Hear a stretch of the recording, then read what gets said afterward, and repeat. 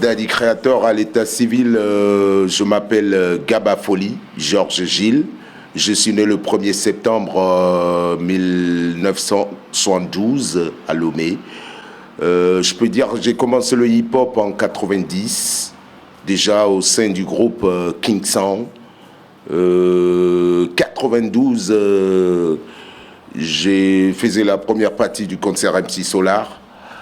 Du côté de mes vieux pères, à savoir Eric MC, Bad Boy, le King Sound au complet, si j'ai bonne mémoire.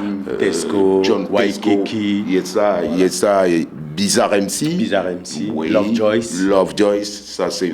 Et MC Bad Boy, DJ Bad Boy. Eh ben, ça fait bail, je le vois plus, Ah oui, bonsoir ou bonjour de notre part, Bad Boy.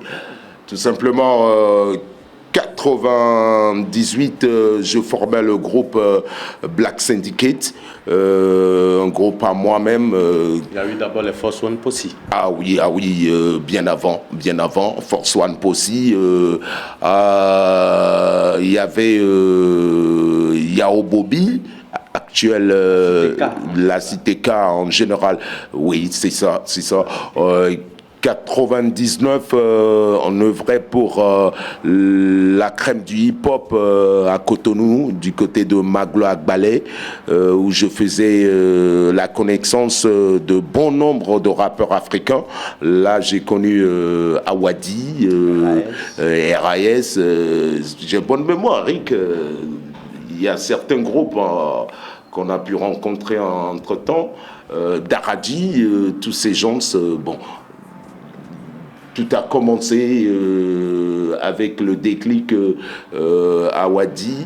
Je revenais à faire un album complet avec le bien, le mal. Le bien, le mal.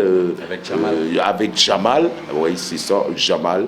Que je ne vois plus actuellement aussi. Je ne sais pas s'il est en voyage ou pas. Et sur cet album, il y a eu des featurings avec New Generation, Ali Jays et tout ça qui sont passés sur ton album. C'est ça.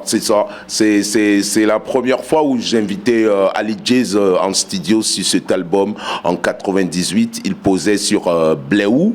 Et juste après certificat donné, il a pu rejoindre votre personnalité et vous l'aviez mis sur les rails, y compris ma personnalité aussi. Ah ben oui, pour ça je dis, si j'avais pas lâché ce train-là, ça ne serait pas comme ça aujourd'hui. Donc je dis chapeau, je te tire chapeau, Eric, parce que tu ne m'as jamais laissé. Tu m'as jamais laissé, tu es toujours derrière moi et tu veux que je revienne. Et raison pour laquelle ce duo est en face de vous ce matin ou ce soir. Bon, Daddy Créateur, c'est vrai que je l'ai connu avec le King Sound. Quand on avait le Fever Night Club, on organisait les matinées. Exact. Et c'est MC Bizarre qui l'avait emmené en nous. Et après, on a créé l'école de formation de King Sound qui formait les DJ et les MC. Yes. Et ensuite, avec l'école, ils ont fait la première partie de MC Solar. C'est ça. Après, Daddy Créateur est allé fonder son groupe, les Force One Posse. Yes, et il a commencé à animer des émissions sur la radio Liberté, FM Liberté. Yes. Qui était dans, voilà, il a commencé le Boom Star Sound System. Ensuite, nous avons reçu Malik de Bouliba et Togo. Il y a eu le Festival national africain des DJ, yes. Où les DJ de tous les pays étaient venus. C'est ce qui même a révolutionné la musique. Sinon, déjà jusqu'en 86, il y avait DJ Jano Akbabi, qui maintenait d'abord l'essence même du hip-hop au Togo. C'était le DJ de Lawa, Jano Akbabi. C'est lui-même qui a traîné tous ces wagons-là. Voilà. Ouais. Et en ce moment, vous savez que dans mon pays, c'était l'ère de l'animation populaire où il fallait danser pour l'homme fort du régime. Mais comme nous, on était déjà la génération de breakdance, de robots, de hip-hop, donc on s'est rébellé parce que le rap, à la base même, c'est la révolution d'alterner la population. Normalement. Revolution of alter the population. Ça, c'est la définition du rap lui-même. Donc, on n'est pas... on ne pourrait pas être assidu, on ne pouvait pas se mettre en dessous de quoi que ce soit parce qu'on savait qu'on avait déjà une force qui était le hip-hop. Nous avons bravé toutes les forces jusqu'à ce qu'aujourd'hui le hip-hop soit la musique qui a révolutionné toute la culture togolaise. En 2000, le hip-hop a eu aussi des faiblesses. Quelles ont été ces faiblesses? Il y a des animateurs, des producteurs d'émissions de radio-télé qui ont voulu soutenir le hip-hop.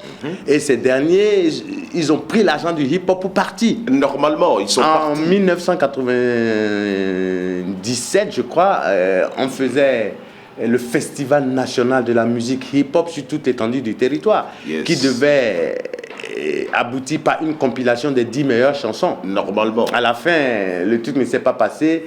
Et les promoteurs de tout ça, ils sont partis aux États-Unis avec l'argent. Ils sont partis aux États-Unis avec l'argent. Il y avait Jean-Louis Kassou, il y se Atade Nangui, il y avait tous ces gens-là. Et le hip-hop s'est rabaissé en ce moment-là. Ils se sont fait de l'argent sur nos têtes, vraiment. Mais à travers ce concert, l'ex-directeur de la télé qui était M. Pitan Tchala, qui avait soutenu le hip-hop, et après ce festival national, ça lui a valu d'être ministre de la communication. Ah oui. Vous voyez un peu ce que le hip-hop a fait. Le hip-hop a fait donc beaucoup. Il a soutenu aussi le hip-hop jusqu'en 2000. Déjà, on broyait du noir. Créateur a disparu de la scène. Moi, j'étais là, on a fait OUA 2000. On a soutenu le premier anniversaire de l'OUA 2000 au Togo, l'organisation que le Togo avait reçue. Donc, on avait fait une chanson, Le sommet de l'OUA, c'est à l'ONU. Et cela nous a valu aller à Kara pour implanter même le hip-hop. Et c'est là que le chef de l'État du temps avait demandé que le hip-hop soit soutenu. Et en ce moment, c'était le président de l'Assemblée, M. Agbeyo Mekodjo, qui était aux affaires, donc qui avait pris le devant de cette affaire. Mais après, il y a eu la démission du Premier ministre. Agbeyo est devenu Premier ministre. Il n'y a plus de suivi. Non. Donc, on broyait du noir jusqu'à ce qu'en 2000, on retrouve l'argent. Et on retrouve Accra pour faire saigner. C'est là que la révolution même du hip-hop devait partir.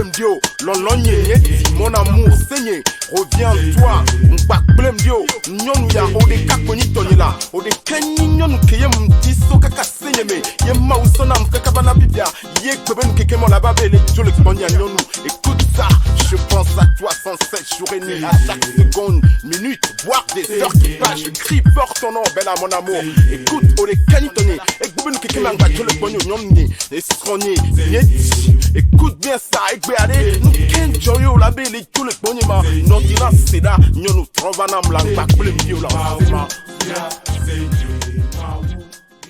Donc j'ai appelé Créateur à l'IJ, on est parti, à Accra on est revenu. Avec Saigné, on a fait le premier clip, Saigné, et Créateur nous a lâchés. Et donc j'ai continué le chemin avec Ali, et vous savez ce que c'est devenu. Après tout, je dirais, c'est moi, si j'avais pas lâché ce train-là, ça serait autre chose aujourd'hui.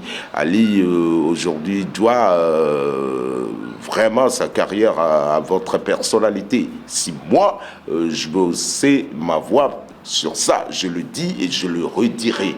Devant lui-même, il ne peut pas nier. Ali, il est devenu... Il s'est fait qu'en 2010, quand je suis revenu d'Europe, j'étais repêché pour Kpadomé Réveil. Qu'est-ce qui s'est passé? Exactement. Après Kpadomé Réveil, il fallait dire que la rue m'a repris. la rue m'a repris puisque j'avais d'autres choses à récupérer encore au sein de la rue. Aujourd'hui, la rue a fait de moi ce que je suis aujourd'hui. Côté texte, côté technique, verbalistique, côté hip-hop et tout. Pas de blague, on a eu beaucoup de bagages à ramener de la rue. Et c'est pour ça que j'étais reparti dans la rue. Actuellement, je suis équipé. Je suis équipé maintenant. Il n'y a plus de problème. Je suis revenu pour le hip-hop à tes côtés, Eric MC.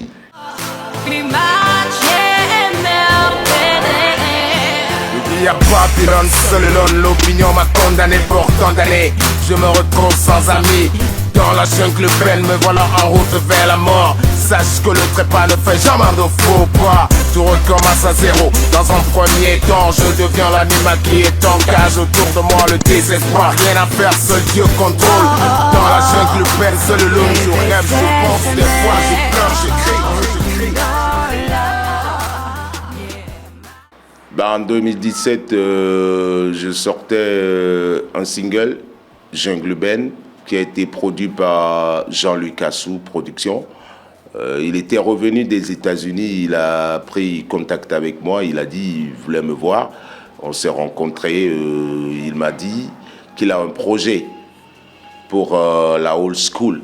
Les gens avec qui ils ont travaillé avant qu'ils sont partis, oui.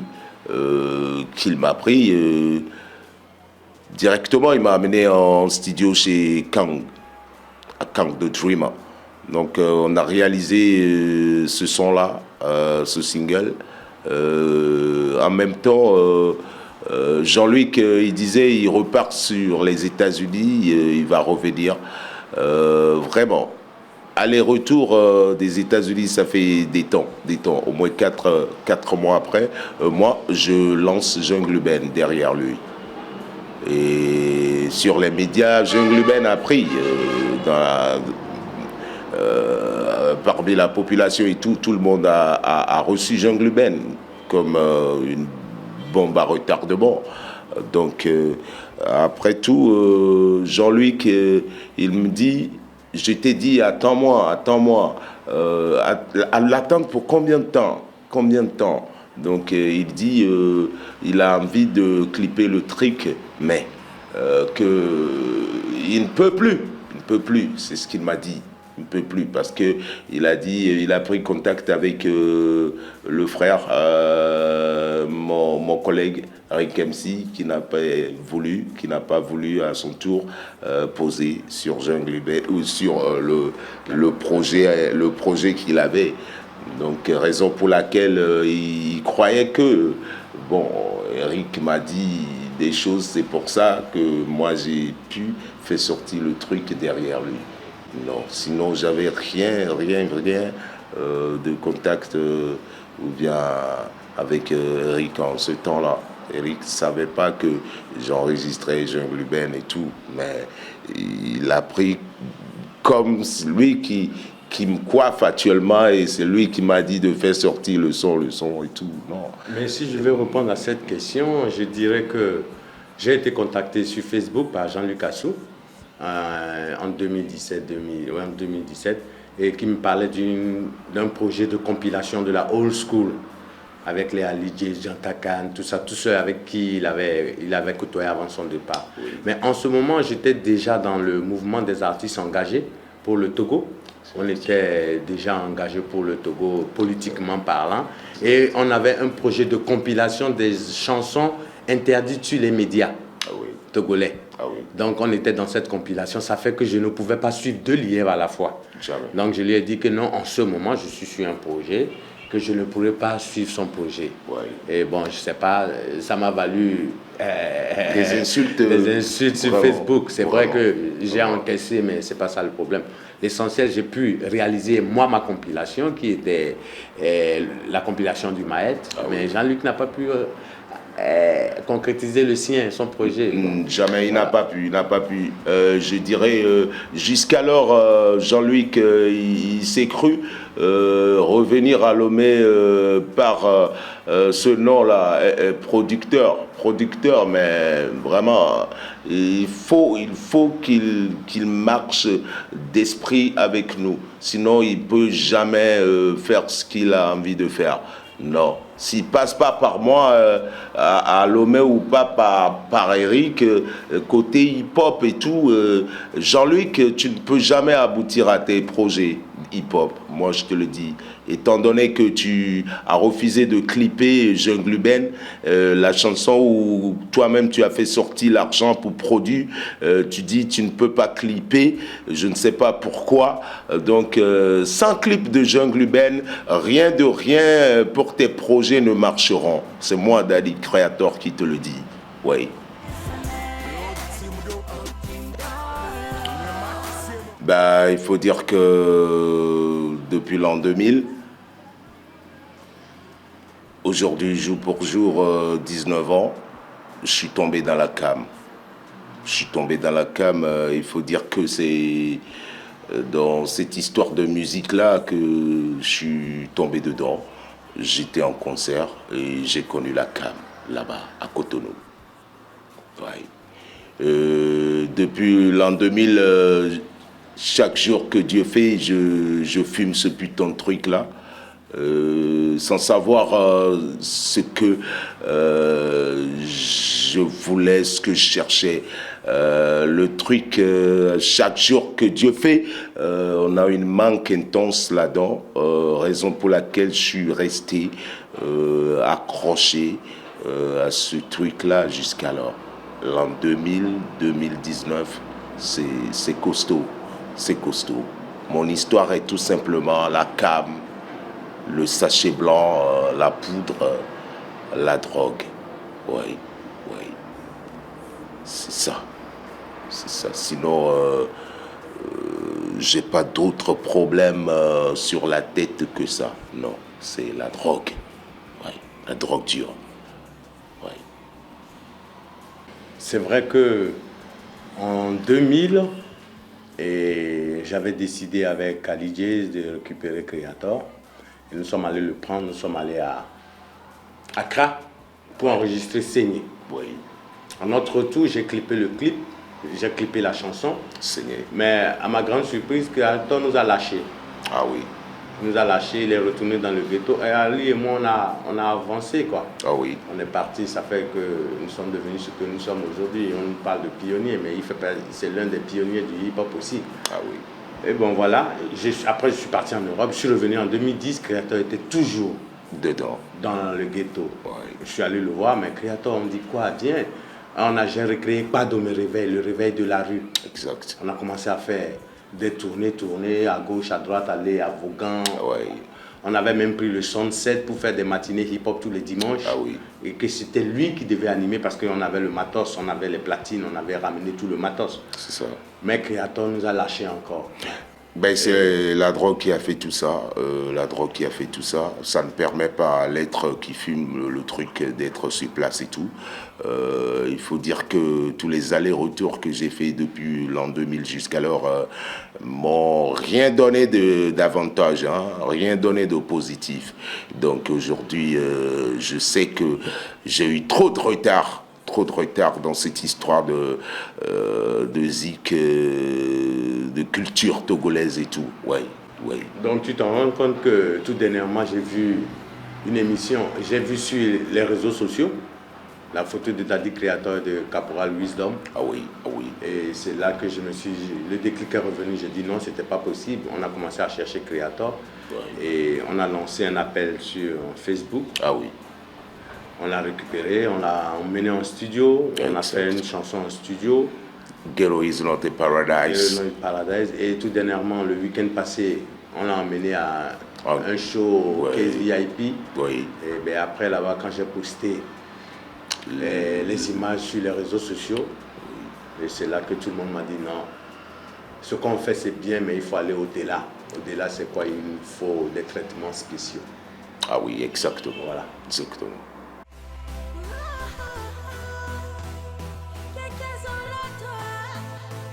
à tous les internautes, au public, pour que Daddy Creator redevienne Daddy Creator d'avant, comme il se doit. J'ai besoin de décrocher. Besoin de décrocher de ce putain de truc-là.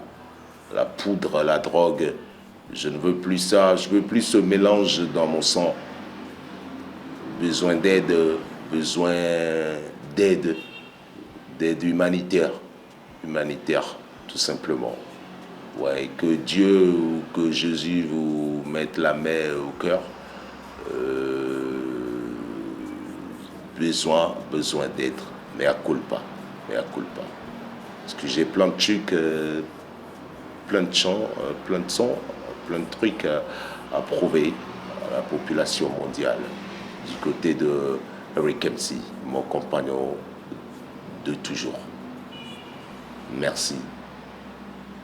J'ai besoin de vous. J'ai besoin d'aide. Ouais. Pour ma santé. Merci. Eh bien, pour vous dire, pour vous démontrer, je suis toujours prêt. Mais, ouais. On va dire, Gero me moni paradiso. Gero me moni paradiso. A foku dede, yé le gero amelo, œil pour œil, dent pour dent. Ne noakia, le gero amea. Non pon kola yo a problème et kola dun tochan et kaoyalo. Mukambo 25 millions, alo 2 millions, 3 millions. Dis-leur ayamo le pokbo. De katingo kola yo a, nebe gamoulo a. Amede mo le maina olo. On tok la to la ve rose la ve DJ la trokbo la va play la yo embo la nyabe genwe. E noado la menae.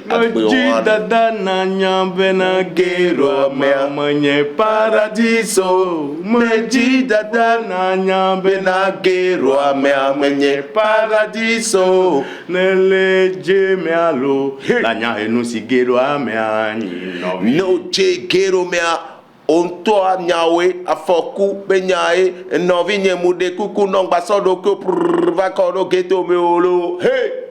Me di dada na nyame na gero amea menye paradiso. Hey! Me di dada na nyame na gero amea menye paradiso. Oh, kele yimda tutahihe du komea no pe me de melasio gero enye paradiso. Oh, la fige ole mbehola yale jiwo. La fige ole la yale jiwo.